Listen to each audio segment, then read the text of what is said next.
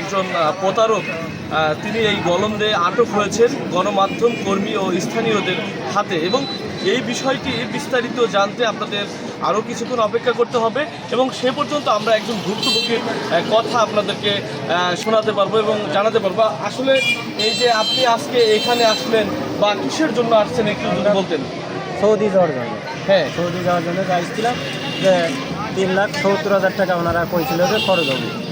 তাই এই মুহূর্তে ওনারা কইল কি তোমরা মেডিকেল করো। আবার পাসপোর্ট নিয়ে আইছিলাম মেডিকেল করার জন্য। মেডিকেল করার জন্য ওনারা 13,200 টাকা নিল। 13,200 টাকা নিয়ে তারপরে বৃহস্পতিবার দিন হলো মেডিকেল করাইল। মেডিকেল করাইলে আজকে হলো মানে 200 টাকা 2,000 টাকার কথা কইছে, যে 2,000 টাকা নিয়ে আসলে তোমাদের পুলিশ ভেরিফিকেশন নাকি ওইটা করাবো।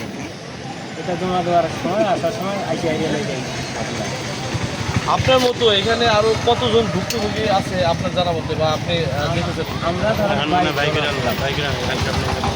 আপনারা এক দুটো 22 জন 13,000 টাকা করে মেডিকেল করানোর জন্য আপনাদের কত মাস পরে আপনাদের নেবে? 2 মাসের ভিতর সৌদি আরব 2 মাস ডিসেম্বরের মধ্যে ফ্লাইট কমপ্লিট আপনাদের সাথে সেটা বলছেন। তার আপনার সাবেক যে সেনা সদস্য এই পরিচয় দিচ্ছে বা তার সাথে আপনারা কিভাবে পরিচয় হলো? এভাবে আমাদের হলো রশিদ ভাই হলো আনাইছিল রশিদ ভাই হলো আনাইছিল আমরা তো জানি না এর মাধ্যমে আনা কত বয়স আমাদের কাছে? সেই রশিদ তার বাড়ি কোথায়? ভাই আপনাদের বাড়ির আশেপাশে। আপনাদের মতো এরকম আরো 20 জন এরকম প্রতারণার শিকার হয়েছে। সুপ্রিয় দর্শক, আপনারা শুনছিলেন এবং আমরা শোনাচ্ছিলাম যে এখানে কিন্তু অনেক প্রতারণার যারা শিকার হয়েছেন, অনেক যুবক তারা কিন্তু এখানে এসে ভিড় জমিয়েছেন। তারা কিন্তু এই প্রতারকের আটকের খবরে তারা কিন্তু এখানে এসেছেন এবং তারা কিন্তু অনিশ্চিত দুশ্চিন্তা নিয়ে আছেন যে তারা টাকা দিয়ে প্রবাসে যাওয়ার জন্য তারা পাড়ি জমানোর জন্য মেডিকেল করেছেন এবং টাকাগুলো দিয়েছেন। এখানে যারা এসেছেন সকলেই মধ্যবিত্ত পরিবারের এবং হতাশা নিয়ে কিন্তু সবাই আছেন। আমরা আর একজন ভুক্তভোগীর সাথে কথা বলার চেষ্টা করব। আমরা শুনবো এই যে আপনি কিভাবে প্রতারণার শিকার হলেন একটু যদি বলতেন আমাদের। স্যার, প্রতারণার শিকার বলতে এখানে আমাদের গ্রামে আমরা দেখছি সবাই আসতেছে, এই উল্লেখ করে আমরা এখানে আসি। আমাদের পরে দেখলাম যে সেনাবাহিনীর দিয়ে আপনার আগে সেনাবাহিনী হতো, আমরা এর জন্য আইসি যে সেনাবাহিনীর বাংলাদেশে যতক্ষণ আছে এই জন্য আমরা আইসি। আসার পরে আমাদেরকে বলল যে আপনাদের 6 লাখ টাকা লাগবে, 6 লাখ টাকা লাগবে। আমরা 3 লাখ টাকা নগদ দিতে হবে। 3 লাখ টাকা আমি জমিও বিক্রি করছি, 3 লাখ টাকা জমি বিক্রি করছি। আজকে আমার ওনার সাথে কথা ছিল যে 20 তারিখে ডিসেম্বরের 20 তারিখে আমরা টাকা জমা দেবো। আমাদের ফ্লাইট আপনার ডিসেম্বরের 30 তারিখে জানুয়ারি পার হবে, ঠিক আছে। আর আমরা একটা কথা বলতে চাই, আমরা তো ভুক্তভোগী হয়েছি, কিন্তু এই যে আমরা যে সেন্টারে মেডিকেল করাইছি, ঠিক আছে, আমাদের কাছে এর ছবি আছে। আপনারা মানে এই সেন্টারটা মেডিকেল যেখানে করাইছি, আমাদের মেডিকেল আমরা ওখান থেকে আমাদের সন্দেহ হয়েছিল। পরে আমরা এই আঙ্কেলের সাথে যার দ্বারা আমরা সবাইকে জানাতে পারছি, ঠিক আছে। আমরা এই মেডিকেলের বিপক্ষে পদক্ষেপ নিতে চাই, ঠিক আছে। এনাদের সাথে এনাদের লিঙ্ক আছে, আরও জায়গায় জায়গায় লিঙ্ক আছে। যারা এই দুর্নীতি কাজগুলো করে এই মেডিকেলের সাথে এনাদের লিঙ্ক আছে। এই যে প্রতারক গ্রেপ্তার হয়েছে, এই প্রতারকের এখন আপনারা কি চান? প্রতারকের বিচার, তার তো শাস্তি হওয়া উচিত। কারণ আমাদের বাংলাদেশে আমরা সেনাবাহিনীর পর কারোকে বিশ্বাস করি না। উপর যে 100% বিশ্বাস সেনাবাহিনী করি, তাদের নাম ভাঙায়।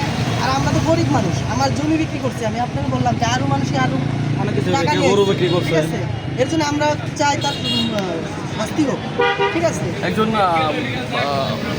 যুবক তিনি তার কষ্টের কথা জানালেন। তিনি এই প্রতারণার শিকার হয়ে তিনি নিঃস্ব হয়েছেন, ভিটেমাটি বিক্রি করেছেন। আমরা আরেকজন ভুক্তভোগী, আমরা তার সাথে কথা বলবো। ভাই, আপনার নাম কি এবং কোথায় বাড়ি, কীভাবে প্রতারণার শিকার হয়েছেন একটু বলবেন? ভাই, আমার নাম শহীদুল প্রামাণিক, আমার বাড়ি উত্তর জলদিয়ায়। ভাই, আমি এখানে আসছিলাম যে আমার এক বড় ভাই আসছিল, তার সাথে আসি আর সব এজেন্ট হয়ে যাচ্ছে।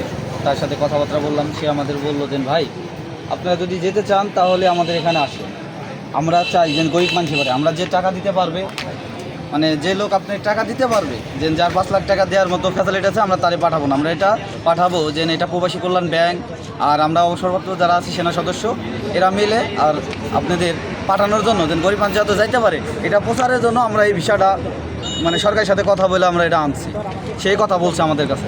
বলার পরে সে বলছে যে আপনাদের পাঠাইতে পারলে আমাদের দেশের লাভ, দেশে ডলার রেমিটেন্স আসবে, ডলার আসবে, আর যার সমতুল্য আছে তারে আমরা পাঠাবো না। এইভাবে কথা বলছে। এইভাবে কথা বলার পর সে বলছে যে আমাদের 3.5 লাখ টাকা লোন করাবো, বা 3 লক্ষ টাকা লোন করাবো, 50,000 টাকা নিজেদের দিতে হবে। দেওয়ার পরে আমাদের ডিসেম্বরের আগে আপনার ফ্লাইট দিতে হচ্ছে। এর ভিতরে আমরা মেডিকেলও করে আসছি। মেডিকেল করতে আমাদের 5 কোটি টাকা চলে গেছে। আপনাদের সাথে প্রতারণা হয়েছে, আপনারা এক প্রতারকের খপ্পরে পড়েছেন। এখন আপনাদের মানে চাওয়াটা কি, আপনারা কি চাচ্ছেন? ভাই চাওয়াটা বলতে এখন তো আমাদের বিশ্বাসই হারাই গেছে। যেমন আগে মানুষের মুরব্বীর সাথে কথা বলি যে চুন খায় খায় বলছে দই দেখলে বই করে, এখন তো আমাদের দই দেখার মতো পরিস্থিতি নাই। আমরা যাদের বিশ্বাস করতাম, যেমন সেনা সদস্য, আমরা বাংলাদেশ আর কিছু চিন্তা না করে তাদেরকে বিশ্বাস করি, যারা এখন আমাদের দেশের মাথা। এখন তাদের নাম ভাঙিয়ে এভাবে যদি